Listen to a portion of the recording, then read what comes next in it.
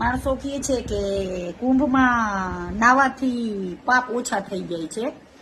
તો મારી સરકારશ્રીને એક નમ્ર વિનંતી છે કે જેટલા કેદીઓ જેલમાં છે ને એને બધાને ગંગામાં એક એક ડૂબકી લગાડી આવો તો એ બધાના પાપ ધોવાઈ જાય ને એ બધાને આઝાદ કરી દો.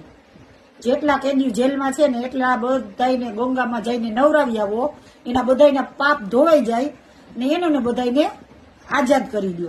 માણસો કહે છે કે કુંભમાં નાવાથી પાપ ધોવાઈ જાય, એવું ક્યાંય વિચાર્યું છે? તમારા તનનું પાપ ધોવાય, તનનું મેલ ધોવાય. કોઈ દી અંદરથી તમારા પાપ હોય ને એ કોઈ દી ધોવાય નહીં. એ ક્યારે ધોવાય કે તમારું દિલ તમે અંદરથી ચોખ્ખું રાખો, ચોખ્ખા મનથી વાત કરો. આ તો મારા આગળ વિભાવ હોય તો ઓલોની વાતું મારા આગળ કરતો, એ તો આમ છે ને તેમ છે ને ફેલના પેટનું છે ને, ઈ પાપ કોઈ દી ન ધોવાય. એક જ નિયમ કે વાહેથી વાત કરો ને એના જેવો પાપ એકેય નથી. જે કેવું હોય ને મુંહ તોડે ની માને મોઢે જ કહી દેવાનું. હું કેમ મોઢે કહી દઉં છું એટલે કોઈને સારી નથી લાગતી?